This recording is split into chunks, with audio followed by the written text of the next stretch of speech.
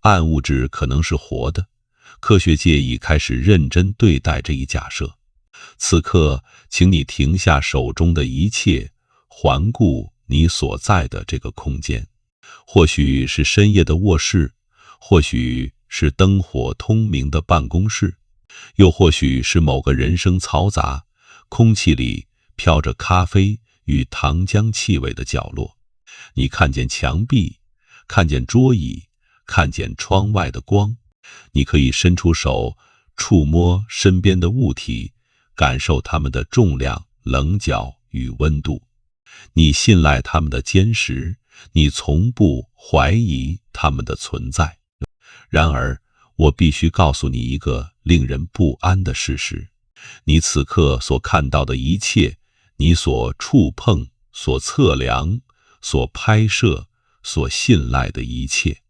加在一起只占整个宇宙的约 5%， 剩下的 95% 并非空无，并非虚空，而是某种完全不同的存在。它看不见、摸不着、拍不到，任何仪器都无法直接捕捉它的身影。可正是它塑造了每一个星系，维系了每一颗恒星的轨道，甚至参与构建了组成你身体的每一个原子。而现在，一群受过最严格训练、最谨慎克制的物理学家，开始在深夜的讨论里，在同行评审的论文里，小心翼翼地提出一个近乎疯狂的问题：宇宙中这占主导地位的无形主体，会不会不只是一堆冰冷的粒子？会不会是某种活的东西？在我们展开这场旅程之前，我想先把话说在最前面。接下来你将听到的每一个结论，都建立在已被验证的实验之上，建立在亲自进行这些研究的物理学家的原话之上。这里没有神秘主义，没有伪科学，没有廉价的耸人听闻。在这里，前沿物理学与存在主义式的未知正面相撞。数学已经给出了它的答案，实验已经表明了它的态度，而它们共同指向的方向，远比任何科幻小说都更加离奇。黑暗或许是活的，而且它无处不在，甚至此刻就在你身边。故事要从一个脾气古怪的瑞士人讲起。1933年，一位名叫弗里茨·兹维基的天文学家正在做一件乍看极其枯燥的工作。他把望远镜对准了后发座星系团，那是一个由上千个星系聚集而成的庞大天体系统。他想做的事情很简单，测量这些星系彼此环绕运动的速度。兹维基是个不太讨人喜欢的人，他曾把自己的同事称为球形混蛋。他给出的理由堪称刻薄，因为无论你从哪个角度看他们都是混蛋。他树敌无数，他的许多想法在当时被视为异端，但他有一样东西弥补了他社交上的一切缺陷，那就是他近乎天才的观测直觉。而这一次，兹维基在后发座星系团里看到的景象彻底违背了逻辑。那些星系运动得太快了，快得毫无道理，快得远远超出了物理学的预期。根据牛顿的方程，根据人类几个世纪以来对引力的全部理解，这些星系本该像被高速甩动的雨伞上的水珠一样四散飞出。因为星系团里所有能被看见的物质，它们发出的全部光芒所对应的质量，根本不足以用引力把这些狂奔的星系束缚在一起。兹维基反复核对他的数据，一遍又一遍，结果始终如一。要让这个星系团不至于土崩瓦解，它所需要的质量大约是全部可见质量的400倍。400倍，也就是说，有一种庞大到令人窒息的物质隐藏在那里。它不发光，不发热，不发出任何可被探测的信号，它只是沉默的、无形的用引力拉住了一切。兹维基给这种看不见的东西起了个名字——暗物质。然而科学的历史常常是残酷的，在此后的几十年里，学界几乎完全忽视了他的发现。这个想法太离奇了，那个计算结果太令人不安了。物理学家们宁愿相信一定是兹维基的测量出了什么差错，也不愿接受这样一个事实：宇宙的绝大部分或许对我们永远隐形。他们把这份不安锁进了抽屉，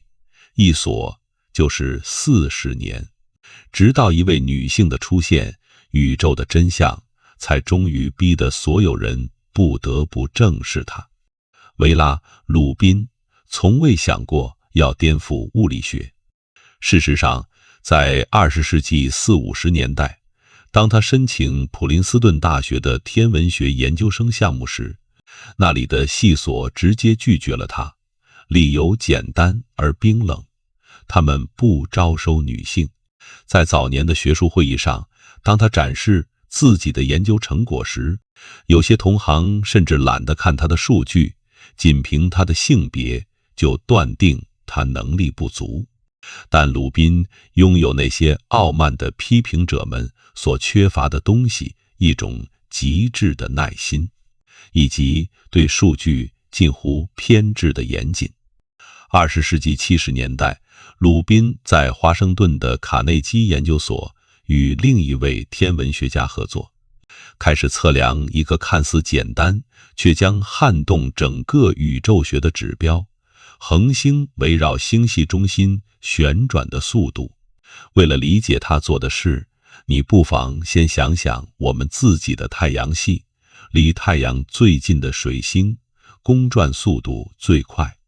而远在寒冷黑暗边缘的海王星则移动得极其缓慢。这完全符合直觉，也完全符合牛顿的方程。太阳的引力随距离衰减，离得越远，受到的束缚越弱，转得自然越慢。鲁宾原本以为星系里也会是同样的图景，靠近中心的恒星飞速旋转，而边缘的恒星懒洋洋地移动。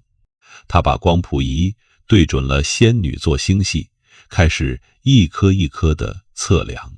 然后他凝视着眼前的结果，久久无法言语，甚至一度怀疑是自己的直觉出了错。星系边缘的恒星，它们的旋转速度竟然和靠近中心的恒星几乎一模一样。那条本该向下弯曲的旋转曲线呈现出一条诡异的平坦的直线，这在物理上几乎是不可能的。如果没有某种额外的巨大的引力锚点，这些位于边缘的恒星早在数百万年前就该被甩进星系际的虚空里去了。可它们没有，它们安然地稳稳地围绕着星系旋转，仿佛有一只无形的巨手在暗中维系着它们的轨道。鲁宾不信邪，他又测量了另一个星系，结果相同，再测一个依旧如此。在接下来的10年里，他和同事记录下了70多个螺旋星系的平坦旋转曲线，每一个都在讲述同一个故事。这些星系的绝大部分质量都是隐形的。鲁宾重新发现了暗物质，而这一次证据实在太过确凿，确凿到无法再被忽视。至此，物理学界终于低下了头，接受了兹维基几十年前就已知晓的那个事实：我们所在的宇宙主要由我们看不见的物质构成。这是一段几乎所有人都熟悉的历史，但大多数教科书会在这里戛然而止，他们不会告诉你真正颠覆性的故事才刚刚开始。在鲁宾的成果发表之后的几十年里，物理学界形成了一个默契的共识：暗物质充其量只是个无趣、乏味、沉闷的存在。他们把它想象成某种宇宙尘埃，一群笨重、迟缓、被动的粒子，在宇宙中漫无目的的游荡，除了引力之外，不与任何东西发生任何相互作用。他们给它起了个名字，叫冷暗物质。这个冷字指的就是这些粒子运动缓慢，处于被动状态，毫无任何值得一提的行为特征。当时最主流的候选者是一种被称为弱相互作用大质量粒子的假想粒子，英文缩写 WIMP。 有意思的是，这个名字本身就暴露了物理学家对它的轻视。单一的类型，没有内部结构，没有动态变化，除了引力和微弱的作用之外一无所有。可是你有没有想过一个问题，我们所熟悉的这个普通物质的世界是多么的丰富而复杂？这里有6种夸克，有3种带电的氢子，有3种中微子，有光子、胶子、希格斯、玻色子。普通物质会经历电磁力、弱合力、强合力的作用。正是这些丰富的粒子和作用力，让原子得以形成，让分子得以结合，让蛋白质、DNA、行星，乃至你我这样会思考的生命得以存在。那么凭什么我们要假设那占据了宇宙绝大部分质量的暗物质只是一种单调乏味、毫无特征的粒子呢？哈佛大学的物理学家丽莎·兰道尔正是提出这个尖锐质问的人之一。在他看来，这个假设简直可笑到了极点。2015年，兰道尔在他的著作和相关的研究论文中抛出了一个足以改变整个领域走向的问题：如果暗物质和普通物质一样复杂呢？如果它也拥有多种粒子，如果它也拥有属于自己的暗作用力，属于自己的暗电磁力，属于自己的暗光子呢？如果某些暗粒子也能像普通粒子那样彼此结合，形成暗原子呢？这个问题像一颗投入静水的石子，悄然改变了物理学家们思考暗物质的方式。在物理学家们多年的努力下，如今的粒子物理学中有一个被称为暗区的概念，它是一整套尚未被观测到的假想粒子的集合。这个由不可见粒子构成的暗区，内部可能有着极其复杂的相互关系，类似于却又完全独立于我们所熟悉的电子、夸克那一整套标准模型的关系。兰道尔和他的合作者进一步提出了一个精妙的理论，叫做部分相互作用暗物质。这个想法的巧妙之处在于，它不需要推翻旧有的一切。它承认暗物质的大部分或许确实是冰冷而无趣的，但是其中的一小部分可能存在着惊人的差异。这一小部分会相互作用的暗物质粒子，可能会通过某种暗作用力辐射能量，冷却、聚集，最终坍缩成致密的结构。请你回想一下普通物质是怎么做的。氢气在宇宙中漂流，它通过发射光子来冷却自己，于是它聚集、收缩，形成巨大的气体云团，最终在中心点燃，成为一颗恒星。这一切之所以能发生，正是因为普通物质能够通过电磁力相互作用。那么，如果一部分暗物质也能做到这一点，如果真的存在暗光子，让暗粒子得以冷却，得以聚集，那么一个惊人的结论就会不可避免地随之而来。暗物质可能会形成结构，它不仅能形成星系周围那弥散的球形暗晕，它还可能形成致密的盘状结构，甚至它可能孕育出暗恒星，而结构正是复杂性的起点，复杂性正是一切故事的开端。现在你即将踏入一片让许多物理学家感到深深不安的领域。这种不安并非因为科学本身出了错，而是因为科学所指向的那个隐含意义正在逼迫他们去直面某些令人极不舒服的可能性。2016年，天体物理学家凯莱布·沙夫发表了一篇让科学界为之一振的文章。作为哥伦比亚大学天体生物学方向的一位权威学者，沙夫提出了一个看似科幻，实则有着坚实科学逻辑的问题：如果暗物质是活的呢？在你把这句话当成风言风语之前，请先听听沙夫的推理起点。他的逻辑其实异常清晰。如果暗物质真的具有复杂性，如果它真的拥有多种粒子类型，拥有自己的作用力，拥有形成结构的能力，那么它就已经具备了在普通物质中孕育出生命的全部要素。你不妨想一想，生命的诞生究竟需要哪些条件？它需要可被利用的能量梯度，它需要能够形成稳定的结构，它需要某种形式的化学，也就是一种能让基本单元相互作用、结合、重组的机制。它还需要信息的存储与传递。我们确实不知道暗物质究竟是什么，我们不知道它的作用力，不知道它的粒子构成，不知道它的化学性质。但是如果兰道尔和他的同事们是对的，如果那里真的存在一个拥有多种作用力和粒子的丰富暗区，那么你就没有任何科学上的理由去排除暗物质具有复杂性的可能，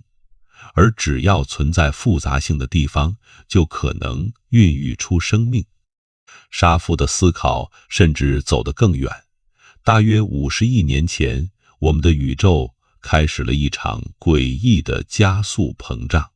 宇宙学家把这个现象归因于一种叫做暗能量的东西，那是一个比暗物质更加难以理解的谜团。但沙夫大胆地问道，如果这种加速并非某种无意识的自然力呢？有没有一种可能，这是某种古老而高度发达的暗智慧生命，出于他们自身的某种目的，在悄然操控着整个宇宙的命运？这听起来无比荒谬，或许它确实荒谬至极，沙夫本人也坦率地承认这一点。但是请注意他真正的核心观点，他要说的并不是暗物质一定是活的，他要说的是，我们没有任何科学依据能够证明它不是。我们做出暗物质没有生命这个假设，仅仅是出于一种人类中心主义的傲慢，出于一种根深蒂固的未经检验的信念，那就是只有我们这种普通的可见的物质才是特殊的。我们从未真正验证过这个假设，我们只是因为它让我们感到安心，就全盘接受了它。然而，宇宙的历史已经无数次地惩罚过我们，惩罚我们把安心错当成了真相。现在，让我们把目光从思辨转向实实在在的数据。这不是猜测，这是最新的冰冷的实验结果。2025年12月，在美国南达科他州地下约 1.5千米深处，一台名为大型地下氙实验的探测器发布了它最新的观测结果。这台探测器使用了整整10吨超纯的液态氙，它被安置在极端低温、极端屏蔽的环境中，以隔绝一切来自宇宙射线和放射性物质的干扰。它的设计目标非常明确，如果有一个暗物质粒子恰好撞上了一个显原子，那么探测器就应该捕捉到一次极其微弱的闪光。经过长达417天的持续观测，这是人类有史以来针对暗物质收集到的规模最大的一批数据。然而，这台无比精密的探测器什么也没有发现，没有弱相互作用大质量粒子，没有轴子，没有任何一个粒子符合那个流传了几十年的简单的标准理论的预测。这是一个零结果，它看似令人沮丧，甚至看似自相矛盾，但它至关重要。因为每当我们排除掉一种简单的暗物质候选者，我们就被迫向着更复杂的替代方案又靠近了一步。物理学界几十年来所假设的那个无趣、乏味、毫无特征的暗物质，在今天看来，其存在的可能性正变得越来越低。无论暗物质的本质究竟是什么，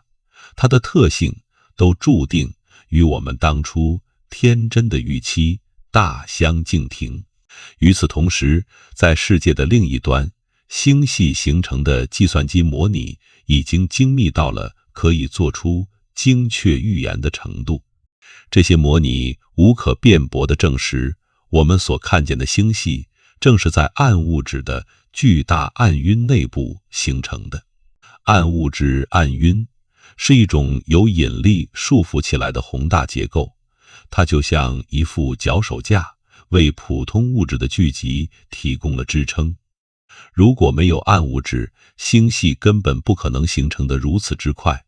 宇宙大爆炸之后，也就根本不会有你，不会有我，不会有此刻正在思考这一切的意识。然而，真正让一些物理学家夜不能寐的是模拟结果所揭示的另一个细节：暗物质暗晕并非一团均匀、死寂、毫无特征的雾气，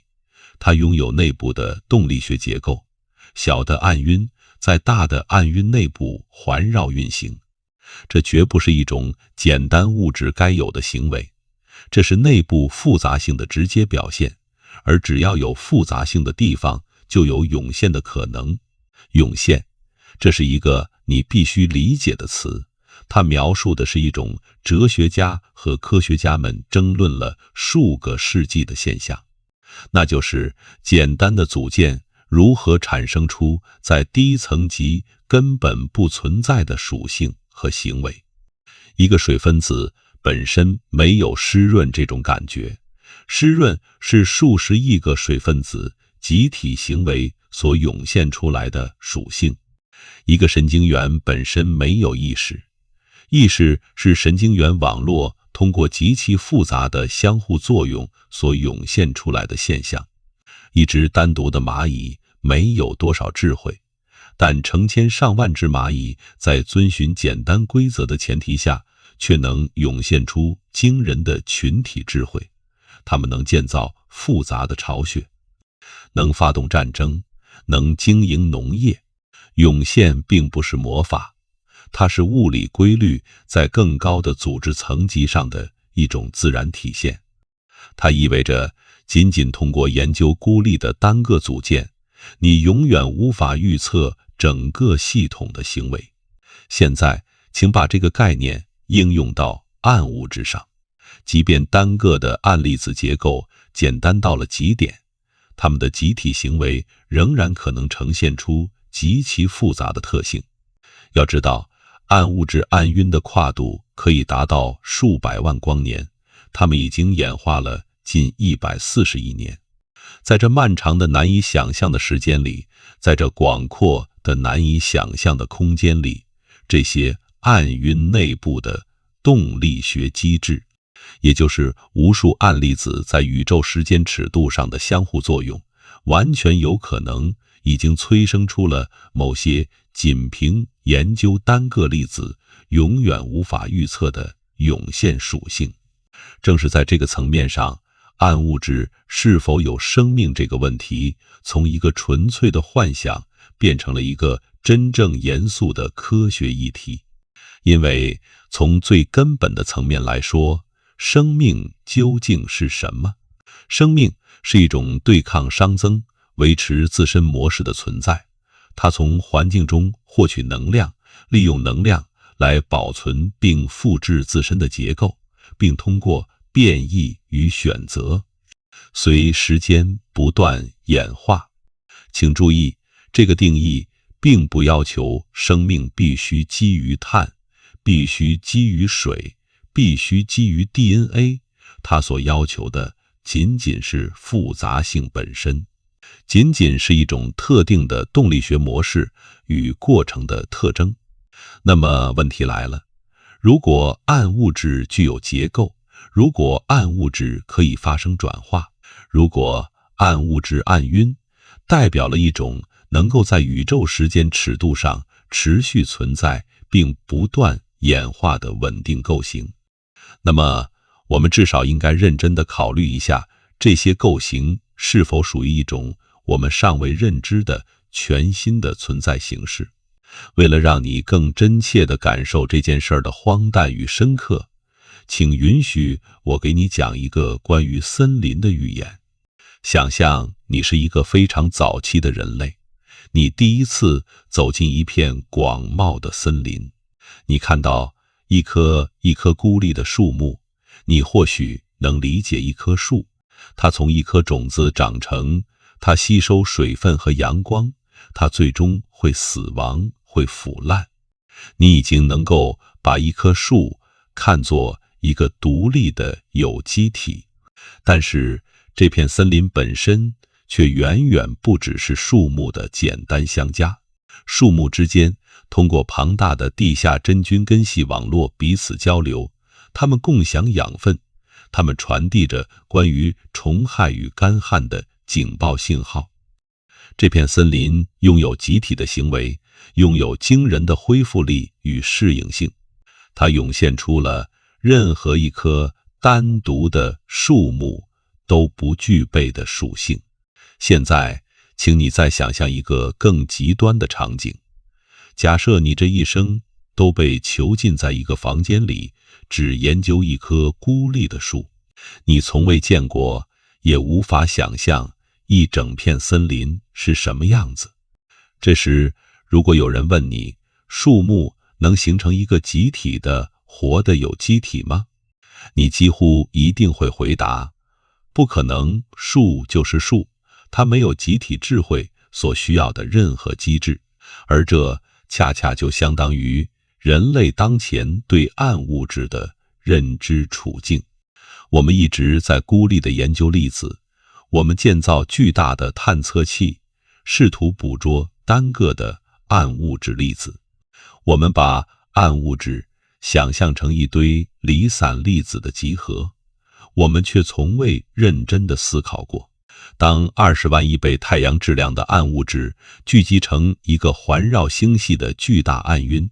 并在长达数十亿年的时间里持续相互作用时，它究竟会涌现出怎样的模式？而如果我们真的知道该如何去观测，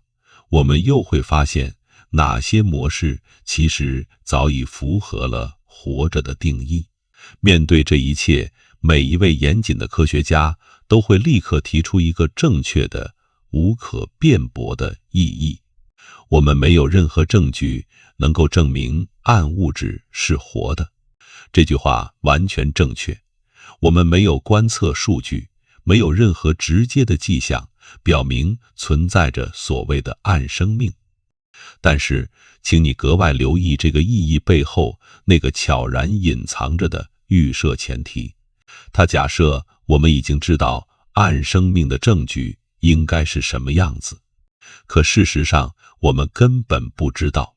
如果暗区真的如它的名字那样暗，如果它除了引力之外，不与普通物质发生任何相互作用，那么暗生命就绝不会留下任何我们所熟悉的与普通生命相关的特征。它不会产生任何可以通过光谱探测到的生物标志，它不会发出任何可以被我们截获的无线电波，它不会以任何我们可以感知的方式去操控电磁辐射。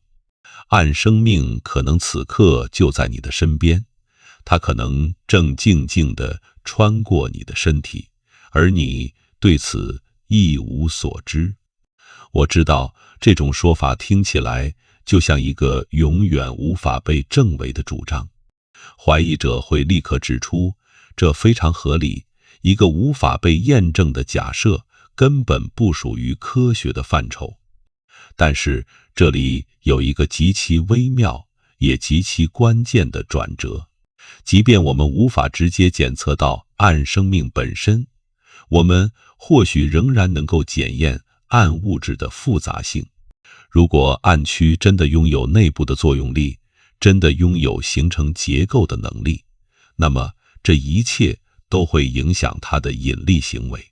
它会改变暗物质暗晕的形状，它会影响星系聚集的方式，它会在宇宙微波背景辐射中留下细微而独特的印记，而这些全都是我们可以测量的参数。你看，一旦我们找到了暗物质具有复杂性的确凿证据，那么暗生命是否存在这个问题，就会瞬间从一个空泛的哲学思辨转变为一个具体的概率层面的科学探讨。让我们回到一个更坚实的地面上来，请你回顾一下地球生命的演化历程。这里有一个惊人的事实，只要条件允许，生命几乎会立即出现。当地球冷却到足以让液态水存在之后，仅仅过了不久，最早的微生物就诞生了。在宇宙的时间尺度上，那几乎只是一眨眼的功夫。这个事实强烈地暗示着，生命或许并不是一次偶然的不可复制的奇迹，而是复杂性在具备了足够的时间与能量之后，一个近乎必然的结果。那么，如果普通物质都遵循这条规律，我们凭什么断定暗物质就一定是那个唯一的例外？假如暗物质真的具有复杂性，假如它已经拥有了长达140亿年的演化时间，假如它内部真的包含着跨越星系尺度的宏大结构，那么暗生命的涌现就不仅仅是有可能，从统计学的角度来说，它甚至是极有可能。现在，请你做好准备，因为我们即将直面这个假设中那个真正令人脊背发凉的推论。几十年来，我们一直在星辰大海之间苦苦寻找地外智慧生命的证据。我们把巨大的射电望远镜对准遥远的星球，我们向宇宙深处发射探测器，我们向着虚空发送出一段又一段信号。然而，回应我们的始终是一片死一般的寂静。这就是著名的费米悖论。宇宙中有数十亿颗潜在的宜居行星，生命有着长达数十亿年的时间去涌现、去扩散。可是它们究竟在哪里？它们都到哪里去了？沙夫为这个古老的悖论提供了一个令人无比不安的答案。我们之所以找不到外星智慧生命，或许仅仅是因为我们从一开始就找错了物质的类型。宇宙中占据主导地位的生命形式，或许根本就不是基于普通物质的。那些远古时期的极其古老的智慧生命，或许早已学会了将它们自身的存在迁移到那片广袤的暗区之中，在那里，它们可以免受超新星爆发、伽马射线暴、小行星撞击这些足以毁灭普通生命的宇宙灾难的侵扰。那片我们以为空无一物的暗区，或许根本就不是荒芜的，它或许正拥挤着无数高度发达的文明。这些文明之所以对我们不可见，并非因为它们距离遥远，也并非因为我们的技术不够先进，而仅仅是因为构成它们的物质与构成我们的物质截然不同。这个大胆的猜想为费米悖论提供了一个异常优雅的解释。我们并不孤独，我们只是一直在错误的地方寻找。我们就像一群在浩瀚海洋深处苦苦搜寻智慧鸟类的鱼，却从来没有想过抬起头去看一看头顶那片广阔的天空。我必须再次强调，到目前为止，关于暗生命的一切仍然停留在推测的层面。至今，尚未有任何一篇经过科学界严格评审的论文能够证实暗有机体的存在。没有任何探测器捕捉到过暗微生物，没有任何望远镜观测到过暗文明。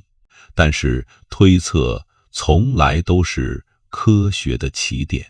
地球物理学家阿尔弗雷德·魏格纳早在板块构造学说被证实的几十年前，就大胆推测了大陆漂移。兹维基早在鲁宾证实暗物质存在的几十年前，就推测了暗物质的存在。爱因斯坦早在人类第一次探测到引力波的整整1个世纪之前，就在他的方程里推测了引力波的存在。这些推测在当时或许都算不上是严格意义上的科学，但它们却是点燃后世一切科学探索的那最初的火花。而如今，关于暗生命的推测已经抵达了一个临界点。严肃的、受人尊敬的物理学家们已经敢于公开地讨论这个话题了。这个时刻的特殊性恰恰在于证据的汇聚。我们已经通过引力效应确凿地证实了暗物质的存在，它的普遍性与一致性已经无法用任何其他方式来解释。我们已经通过几十年来一次又一次失败的探测实验，证实了那个简单的暗物质模型行不通。来自哈佛、麻省理工、加州理工这些顶尖机构的物理学家们已经建立起了复杂暗区的完整理论框架，而最新的观测数据也开始暗示星系聚集的方式与暗晕的形态存在着某些与简单模型不符的异常。这些线索正在汇聚，这些证据正在积累。它虽然还远未形成定论，但它已经构成了一个再也无法被当成幻想而一笑置之的严肃问题。让我们把逻辑继续向下推演，这一步将带我们进入更深的领域。2008年，加州理工学院的物理学家肖恩·卡罗尔与他的合著者发表了一篇关于暗光子的开创性论文。暗光子是理论中的一种假想粒子，它的作用机制类似于我们熟悉的普通光子，但它只与暗物质发生相互作用。这篇论文在整体上是偏技术性的，它聚焦于粒子物理的约束条件与宇宙学意义，但在它那些密密麻麻的方程深处，却隐藏着一种非凡的可能性。如果暗光子真的存在，那么暗物质就可能形成暗原子，这不是由氢、碳、氧构成的普通原子，而是由暗电磁力束缚起来的暗粒子的稳定构型。卡罗尔本人在论文中几乎是随口补充了这样一句：进一步研究的一个方向是暗原子存在的可能性。如果真的存在两种带有暗电荷的稳定粒子，那么暗原子便可能应运而生。由此，你便可以自由地畅想暗化学乃至更广阔领域的种种可能。暗化学这个词值得我们反复咀嚼，因为化学正是生物学的基础。复杂的分子彼此相互作用，形成结构，催化反应，存储信息。如果暗物质能够形成原子，如果暗原子能够形成分子，那么就没有任何一条已知的物理定律能够阻止暗分子去达到生命所需要的那种复杂程度。这意味着在同一个宇宙里可能存在着两套完全独立的化学体系，两套完全独立的生物学，它们就像两棵没有任何共同祖先的生命之树，彼此之间不共享任何遗传密码，甚至可能对生命这个词的定义都截然不同。而这两棵生命之树却生长在同一个宇宙里，它们同样演化了140亿年，存在于同一个星系、同一个太阳系，甚至同一个星球之上，此刻就在你身边，彼此不可见。我要再次强调，这并非什么边缘的离经叛道的理论，这是主流物理学逻辑的一次自然延伸。如果暗物质具有复杂性，那么暗生命的存在就是一个完全合理的推测。而提出这些复杂暗物质模型的物理学家们绝不是什么科学怪人，他们是哈佛、麻省理工、加州理工的教授，他们在顶级期刊上发表论文，在国际会议上做特邀报告。暗生命的假设已经悄然地从边缘走向了主流，只不过我们中的大多数人还浑然未觉。当物理学家们把这个逻辑推向极致的时候，他们感到了真正的不安。原因在于，如果暗生命真的存在，如果它经历了长达数十亿年的演化，如果它经历着属于它自己的复杂物理作用，那么你就完全有理由做出这样的预测。某些暗生命或许早已发展出了智慧。归根结底，智慧在本质上是一种对问题的解决方案，它解决的是如何在复杂而危险的环境中生存的问题，是如何寻找资源，如何躲避威胁，如何成功繁衍的问题。而这些挑战对于任何一种形态的生命都同样存在，无论它是由普通物质构成还是由暗物质构成。一旦智慧演化出来，它往往会趋向于技术，因为技术就是力量，而力量可以极大地提升生存的几率。如果暗智慧存在，那么暗技术很可能也随之存在。那么暗技术会呈现出何种形态？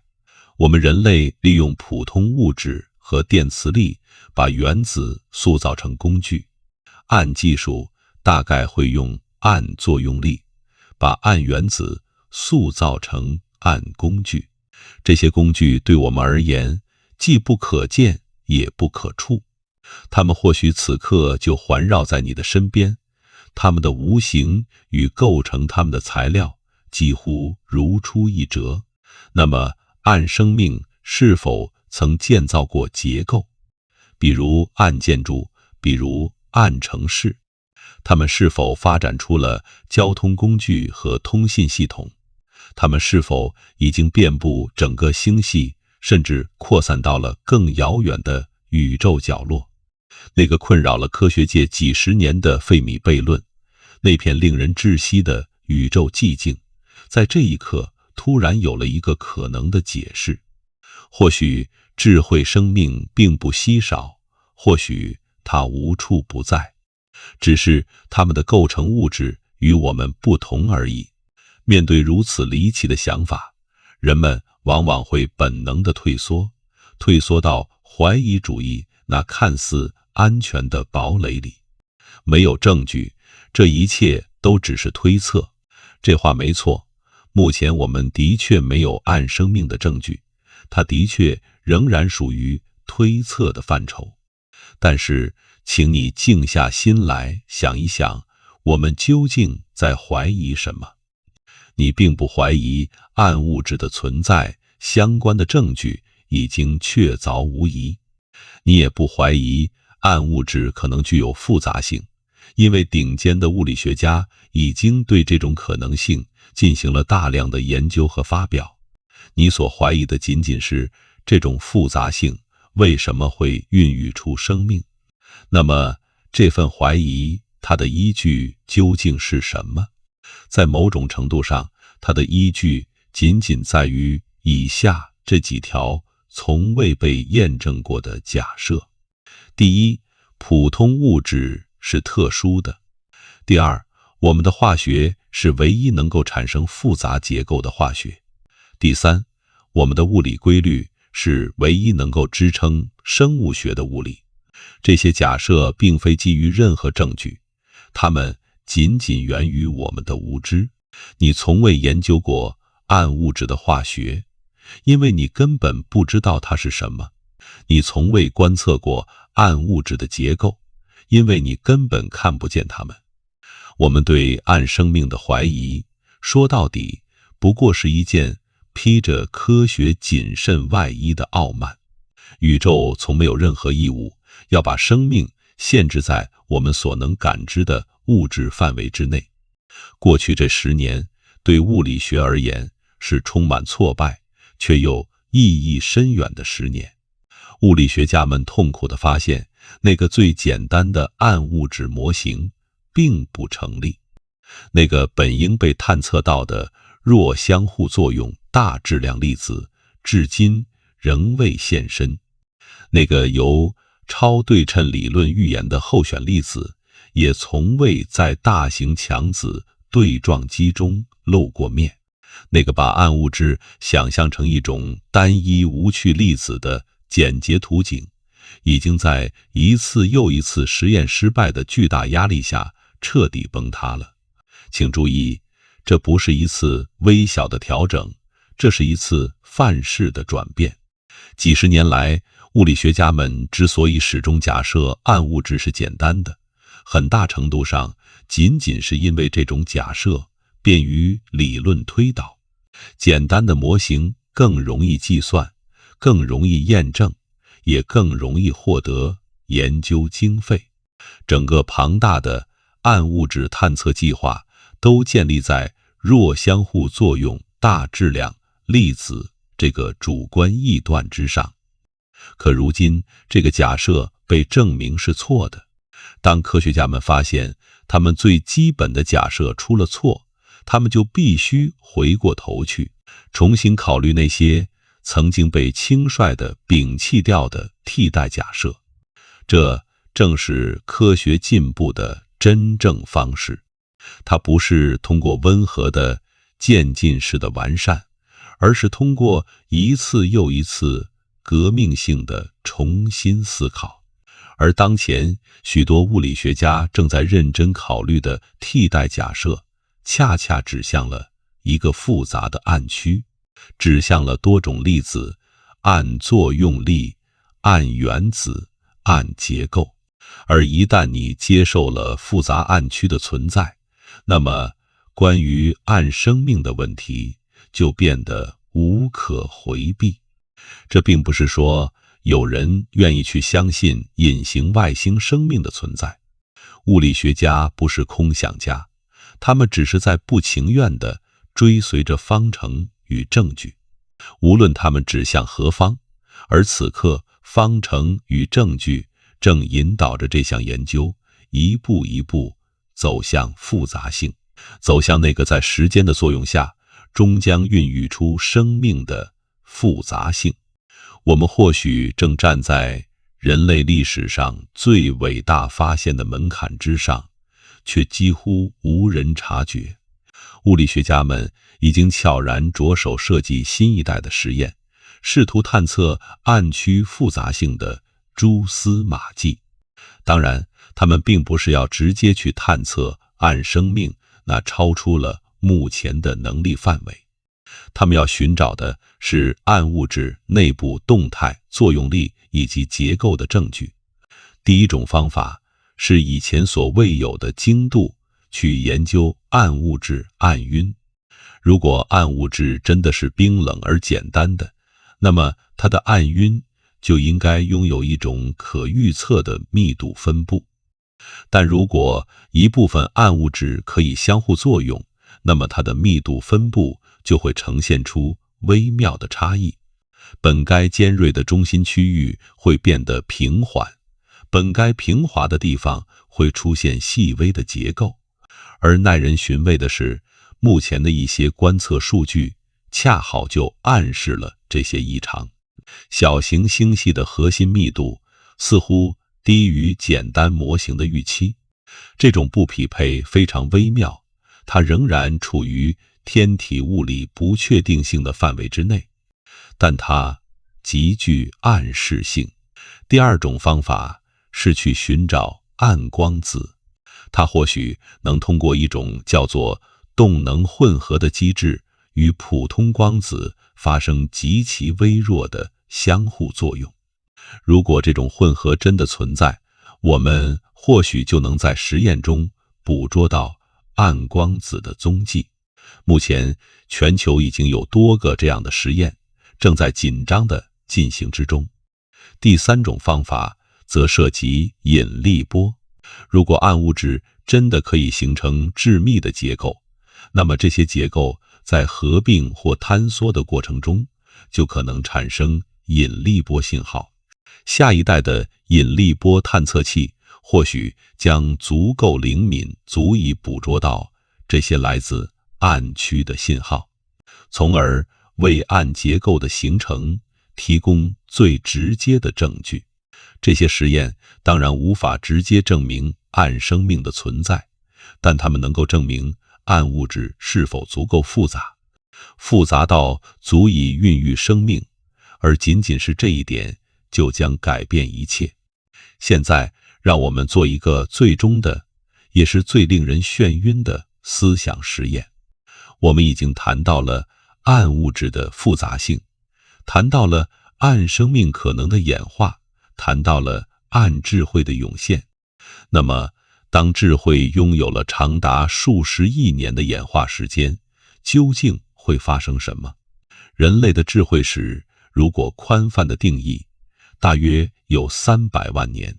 人类的文明史大约只有1万年，而现代科学的历史不过区500年。请你看一看，人类仅仅在这短短的500年里就取得了怎样的成就。我们实现了原子的裂变，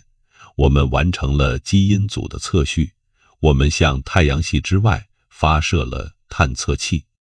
我们甚至创造出了在特定任务上超越人类的人工智能。现在，请你继续想象，如果人类再发展500年，再发展5000年，甚至再发展500万年，我们将会抵达怎样的高度？这几乎超出了想象的极限，因为技术发展的曲线是如此地陡峭，而变革的速度只会愈发迅猛。那么，如果暗生命确实存在，如果它的演化过程已经持续了数十亿年，一个存在了10亿年的暗文明会呈现出怎样的形态？我们无从知晓，以人类今天的想象力根本无法企及。人类智慧与一个10亿年智慧之间的巨大鸿沟，或许比一个细菌与人类之间的差距还要遥远，甚至可能是无限的。沙夫曾半开玩笑地说，一个足够先进的暗文明，或许早已与现实的结构本身实现了融合。我们所感知的那些物理规律，那些支配着宇宙常数与方程的法则，实际上或许只是某种古老暗智慧的残余。它们被如此彻底地编码进了现实之中，以至于我们根本无法将它们与自然现象区分开来。这听起来极为荒谬，或许它确实荒谬，但是你能证明它不可能吗？你能证明一个存在了10亿年的智慧，无法在最根本的层面上去操控现实吗？我们做不到，我们甚至连探讨这类问题的框架都还没有能力构建出来。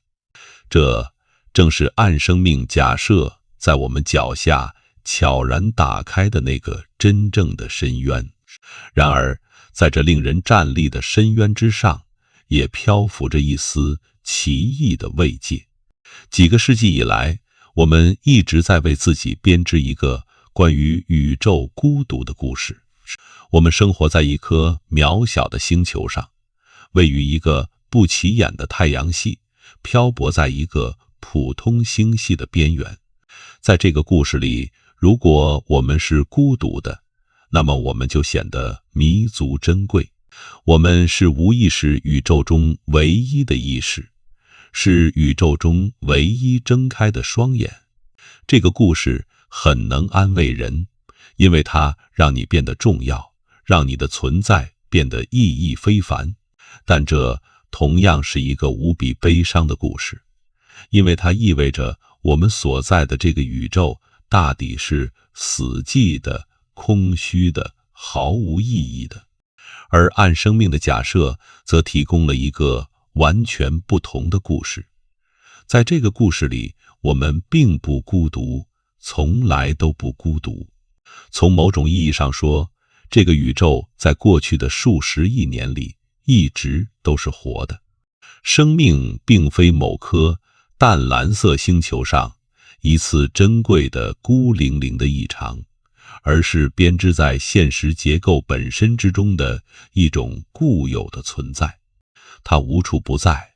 它始终存在。你之所以看不见它，仅仅是因为你的目光一直偏离了方向。这个故事让我们不再特殊，我们不再是宇宙中唯一的生灵。我们或许只是一个少数群体，是宇宙宏大叙事中的一个小小的注脚。然而，正是这个故事让整个宇宙变得无比有意义。一个充满了生命的宇宙，哪怕那是我们看不见的生命，也远比一个只充满了死寂粒子的宇宙更加壮丽。一个孕育着爱、孕育着文明、孕育着意识的宇宙，才是一个真正值得存在的宇宙。在这期内容结束之前，有一件事我必须向你郑重澄清。这期视频里告诉你的一切都基于真实的科学，这些研究由真实机构里的真实物理学家完成，并发表在真实的期刊之上。自维基在1933年发现了暗物质的证据，这是历史。鲁宾在20世纪70年代通过星系旋转曲线证实了暗物质，这是数据。兰道尔和他的同事提出了部分相互作用暗物质理论，这是发表在《物理评论快报》上的经过同行评审的物理学。卡罗尔和他的同事撰写了关于暗光子和暗电磁力的论文，这是前沿的理论宇宙学。沙夫在哥伦比亚大学提出了暗区可能孕育生命的问题，这个问题受到了足够的重视，被发表在权威的科学杂志之上。那台大型地下氙实验未能找到简单的弱相互作用大质量粒子，这是2025年12月实实在在的实验结果。这些内容没有一句是杜撰的，没有一句是夸大的。如果非要说有什么地方与事实不符，那恐怕是你其实低估了这些想法的离奇程度。事实上，真正在研究这些问题的科学家们，比这里所描述的还要更加不安。他们受过最专业的训练，他们习惯于谨慎的表达，他们极力避免推测，杜绝一切不负责任的臆断。然而，在私下的交流里，在深夜的讨论中，他们却会坦诚一个惊人的事实：尽管经过了数十年的研究，尽管投入了数十亿美元，尽管有数千名科学家为之付出了毕生的探索，他们至今仍然不知道暗物质到底是什么。那些简单的答案一个接一个地失效了。这并非科学的失败，这正是科学正常运作的方式。我们正在排除各种可能性，我们正在缩小包围圈，我们正在一步一步地逼近某个出人意料的真相。而这个出人意料的东西，可能是暗复杂性，可能是暗结构，可能是暗化学，也可能就是暗生命。我们无法断言这一点，至少现在无人能够证实。但是我可以确定地告诉你，这种可能性确实存在。物理规律允许它存在，逻辑推理支持它存在，而宇宙学领域那些最优秀的头脑正对此给予着前所未有的高度重视。这本身就应当蕴含着某种深意，它应该引发你的思考，它应该让你抬起头去仰望那片星河之间的黑暗，如同人类亘古以来所做的那样，去追问那里究竟存在着什么。在我们真正告别之前，还有最后一层，也是最令人不安的一层含义，需要被揭开。在此前的整个推演里，我们一直有一个默认的假设，那就是暗生命如果存在，它是与普通生命彼此独立的演化的，如同两棵各自生长的生命之树，栽种在同一个宇宙的花园里，却永不相交。可是有没有一种可能，连这个假设也是错的呢？2013年，丽莎·兰道尔和他的同事在《物理评论快报》上发表了一篇论文，提出了一个更加惊人的假设：在我们的银河系内部，可能存在着一个由部分相互作用暗物质构成的盘状结构，它的分布平面与我们可见的银河系盘面完全重合。这个暗盘就在我们所占据的同一片空间里静静地流动，它所隐含的意义令人震惊。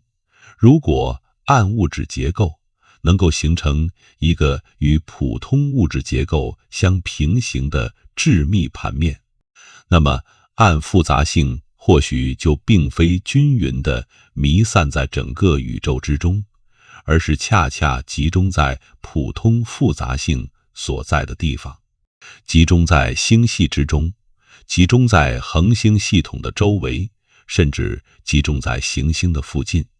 你可以想一想，这意味着什么？暗生命或许绝不会仅仅存在于宇宙虚空里某个遥远的角落，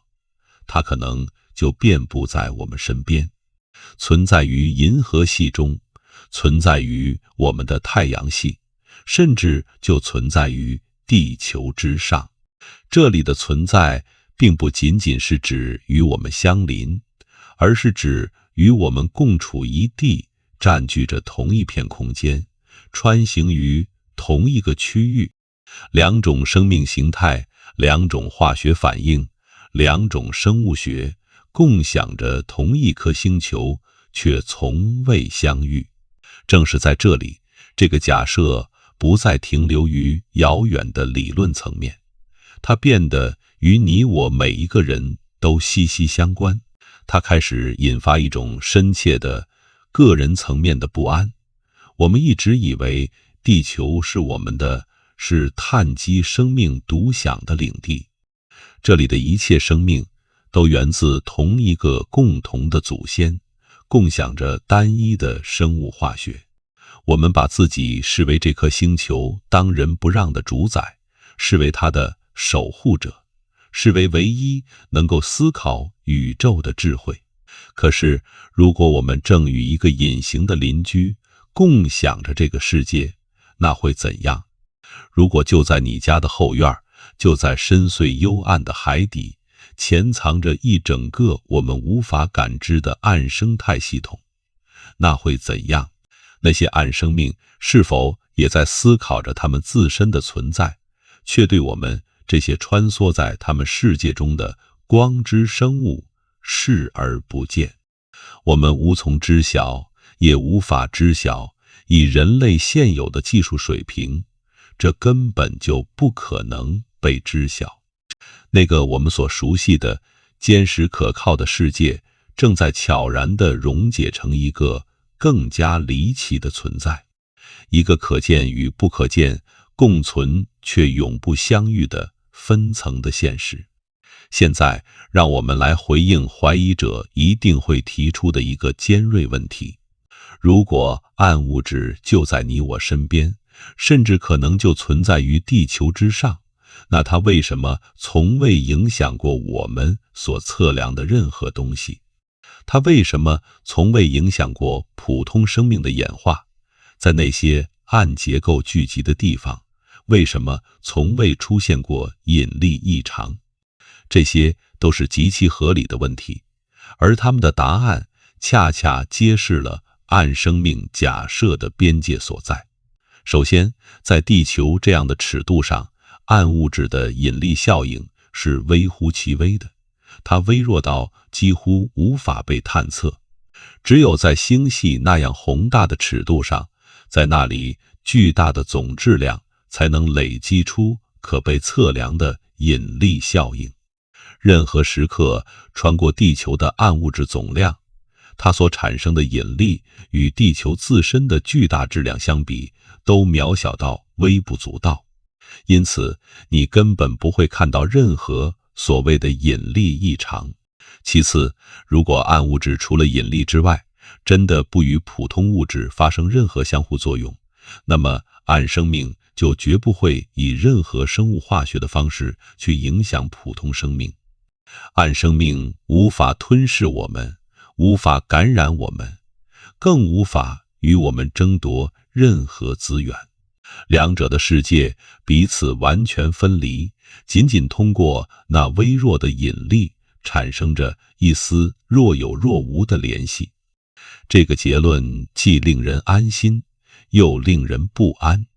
令人安心，是因为暗生命对我们没有任何威胁，我们无法伤害彼此，我们甚至无法感知彼此。而令人不安，则是因为这意味着我们或许将永远无法知晓对方的存在。那个可能是人类历史上最伟大的发现，那个我们并不孤独的证实，或许将永远超出我们触及的范围，永远遥不可及。这并非因为证据不存在，而是因为那证据本身是由我们永远无法看见的物质所构成的。可是，故事到了这里又变得有趣了起来。你还记得那些正在设计实验，试图探测暗区复杂性的物理学家吗？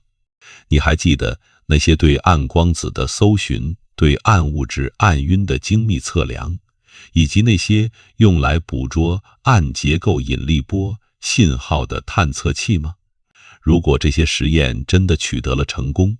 如果就在我们的有生之年，我们发现了确凿的证据，证明暗物质拥有内部作用力，能够形成结构，并能支撑起化学反应，那将意味着什么？在科学层面，其直接结论将震撼整个物理学界。暗光子确实存在，暗原子真实不虚，暗区拥有复杂性。然而在哲学层面，其结论将更加深远。一旦人们确认了暗物质可以形成结构，一旦人们知晓了暗化学的存在，那么暗生命存在的概率将变得异常之高。因为我们已经知道，在普通物质的宇宙里，生命一旦条件允许，便几乎会立即涌现。地球上的微生物在行星形成后，仅仅数亿年就出现了。在宇宙的尺度上，那不过是弹指一挥间。这强烈地表明，在具备了足够的时间与能量之后，生命几乎就是化学反应的一个必然结果。如果暗化学存在，如果它已经运行了14亿年，如果它遍布于宇宙的每一个星系、每一个星团，那么暗生命就几乎必然存在于某处。当然，这不是说绝对的确定，科学从不涉及绝对的确定，它所描述的只是一种高到足以改变一切的可能性。一旦你接受了暗生命可能存在，你就必须去直面这个事实所蕴含的全部意义。它意味着人类并非如我们一直所假设的那样是特殊的。我们围绕着人类意识独一无二这个观念，构建起了完整的宗教、哲学与文化体系。我们坚信，正是我们的觉知将人类与世间其他一切造物区分开来。可是，如果宇宙中真的存在着其他形式的意识，如果这些意识由完全不同的物质构成，遵循着完全不同的物理规律，独立演化了数十亿年，那么人类的意识就并非独一无二，它只是一种可能普遍存在于宇宙中的现象。这意味着宇宙天然就会激发心智，天然就会孕育意识，天然就会催生出那些会思考自身存在，会追问自身在宇宙中位置的生命。而这个过程可以作用于普通物质，可以作用于暗物质，甚至可以作用于我们尚未假设过的任何其他物质形态。意识并非某一种化学的专属特权，意识是复杂性的一种普遍特征。而正如你现在所知道的，复杂性或许正遍布于整个宇宙，无论可见还是不可见。我们已经走了很远，从1933年那个脾气古怪的瑞士人，走到了地下1.5千米深处那台沉默的探测器，从鲁宾眼中那条不可思议的平坦曲线，走到了一个可能与我们共享地球的隐形文明。现在，让我们用一个最后的思想实验来概括这一路所思考的全部。请你想象，在宇宙的某个角落，一个完全由暗物质构成的文明已经存在了数十亿年。它演化出了智慧，发展出了技术，创造出了与我们类似的望远镜、实验室和计算机。和我们一样，他们也在研究着自己的宇宙，他们测量着暗星系的运动，他们分析着暗物质暗晕的结构，他们探索着暗作用力与暗粒子的本质。和我们一样，他们也注意到了某些奇异的现象，他们观测到的质量不足以解释他们所看到的景象。他们发现某些天体旋转得太快，某些本该解体的系统却依然保持着完整。于是，暗文明的学者们通过计算，通过理论推导，通过观测，最终得出了一个结论：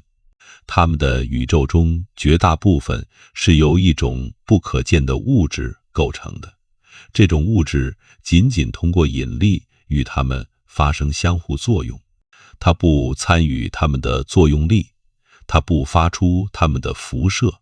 他们的学者或许会把这种物质称为光物质。是的，对于暗生命而言，我们才是那不可见的存在。他们或许也有一位属于他们的兰道尔，正在撰写关于部分相互作用光物质的论文。他们或许也有一位属于他们的沙夫，正在发表文章，严肃地追问那种叫做光物质的东西是否可能是活的。或许就在某个暗行星的大学里，一位暗物理学家正站在讲台上，面对着台下的听众，探讨着一个令他们同样费解、同样着迷的猜想：在那个我们看不见的隐形宇宙里，是否也存在着某种生命，正仰望着他们的星空，追问着自己是否孤独？你一直以为是我们一直在追寻着他们，可他们或许也在以同样的渴望寻找着我们。两种文明，两种物质，彼此隐形，却又彼此好奇。我们向对方发送着对方永远无法探测的信号，我们建造着对方永远无法感知的仪器，我们提出着对方永远无法听到的问题。我们穿梭在同一个宇宙里，却从未相遇。或许有一天，我们终将相遇，那么那一次相遇会是怎样的景象？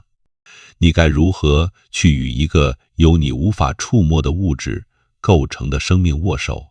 你该如何用一种没有任何共同媒介的语言去说一声你好？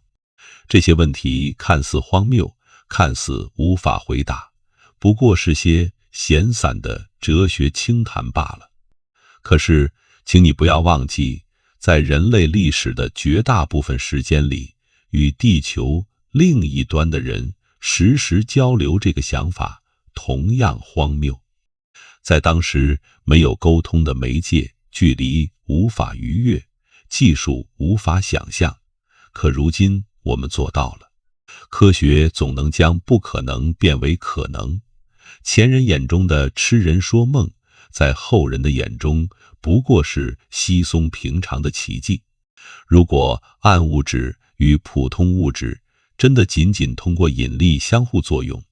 那么引力就是那唯一的媒介，是连接着我们与整个暗宇宙的唯一的桥梁。那么我们有没有可能在某一天学会用引力来交流？我们能否研发出足够精密的引力信号去承载信息？我们能否探测到足够微妙的引力涟漪去传递意义？以人类现有的技术，这根本不可能。产生一个我们能探测的引力波信号，需要中子星或黑洞的剧烈碰撞，而人类尺度物体的引力效应微弱到无法测量。但是，请记住，现有的技术绝不是可能性的终点。人类从事科学研究不过区500年，我们产生无线电波不过1个多世纪，我们第一次探测到引力波是在2015年。那么，再过500年，再过10000年，我们将会具备怎样的能力？从原始的无线电到大型强子对撞机，这中间的鸿沟已经无比巨大。而从大型强子对撞机到未来物理学所能抵达的成就，这中间的鸿沟或许同样巨大，甚至更为悬殊。或许引力交流根本就不可能实现，或许物理规律从根本上禁止了这种可能，又或许我们只是暂时还没有弄明白而已。如果暗文明确实存在，如果它比人类文明古老了整整数十亿年，那么这样的文明或许早已破解了那些我们连问题都无从表述的难题。或许他们早已在广播，而我们或许早已被暗信号、暗通信、暗信息所包围。这些信息就流淌在我们所占据的同一片时空里，而我们对此一无所知，仅仅是因为我们还不知道该如何去倾听。这正是人类在此刻这个宇宙历史节点上所面临的真正的悲剧与真正的机遇。我们已经了解的足够多，多到足以开始怀疑那片暗宇宙或许是活的，可我们又了解的远远不够，不够到无法去正视它。我们正站在一个足以改变人类文明的发现的边缘，却又差着那么关键的一步。它的核心证据仿佛触手可及，却又遥不可及。而此刻，实验正在进行，数据正在积累，理论正在完善。在地下深处那些沉默的探测器里，在指向遥远星系的望远镜中，在物理学家白板上那些潦草的方程之间，答案或许早已存在。让我们最后再把已知的一切梳理一遍。暗物质是真实存在的，这一点我们基本可以确定。暗物质可能具有复杂性，支持这一点的证据正越来越多。暗生命可能存在，因为逻辑允许它存在。暗智慧可能存在，因为概率似乎正在支持它存在。而暗生命此刻或许正凝视着我们，好奇着我们对他们的好奇。宇宙已经将这个秘密守护了整整140亿年。每一个星系，每一个星团，每一片空洞，都可能充满了我们无法看见的物质，无法绘制的结构，甚至无法想象的生命。而截至今天，我们才刚刚开始揭开这层面纱的一角，而面纱之下的东西将改变一切。现在，请你最后一次环顾四周，看看你所在的这个房间，看看你触摸过的物体，看看那洒落在熟悉表面上的温暖的光。这是你的世界可见的世界，由普通物质、普通化学、普通生命所构成的世界。但请你记住，这仅仅是全部现实中不到5%的一小部分，而那不可见、不可触及的暗宇宙，正向着四面八方无限的延伸。浩瀚的暗物质、暗晕环绕着每一个星系，暗结构跨越着你无法理解的距离，暗动力学遵循着你尚未知晓的法则，而这一切都笼罩在无尽的深沉的黑暗之中。在那片黑暗里，某种存在或许正静静地等待着。它并非敌对之物，它没有威胁，它只是另一种存在的形态。它以一种不同的模式存在，它通过不同的感官体验着现实。它以一种独特的思维去思考，它过着一种与我们所知截然不同的生活。然而，它却与我们共享着存在这件事最根本的那份特质。这是一份奇妙的馈赠。身处此间，保持觉知，凝望宇宙，追问着生命的意义。我们或许并非唯一提出这些问题的存在，即便在普通物质的层面，我们是一个个孤独的个体，但在整个宇宙的尺度上，我们或许并不孤立。黑暗已经自我沉思了数十亿年，而现在我们终于开始注意到它。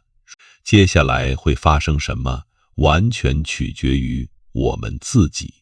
你可以选择退缩，退回到那个舒适的假设里，继续假装可见的宇宙就是一切。你可以忽视证据，贬低理论，然后告诉自己，我已经足够了解现实了。当然，你也可以选择去拥抱这片黑暗，去关注那些可能揭示暗区复杂性的实验，去支持那些不断突破认知边界的物理学家，去继续追问那些让你感到无比渺小，却可能带来颠覆性答案的不安的问题。暗宇宙不会消失，它自创世之初就已存在。即便在人类消失之后，它仍将继续存在。然而就在此时此刻，在这个短暂得可怜的宇宙时间窗口里，在一颗普通恒星旁边，一颗普通行星之上，一种由光构成的生命演化出了智慧，并第一次开始追问外面还有什么。而你也第一次开始怀疑，那个答案或许远比你所能想象的更加丰盛。你逐渐意识到，黑暗并非空无一物，黑暗或许是活的，甚至此刻就在你的周围，静静地等待着被理解。那么，你会选择直面这片黑暗吗？黑暗或许一直都是活的，而黑暗无处不在，此刻就在你身边。感谢你陪伴我走完这一整段旅程。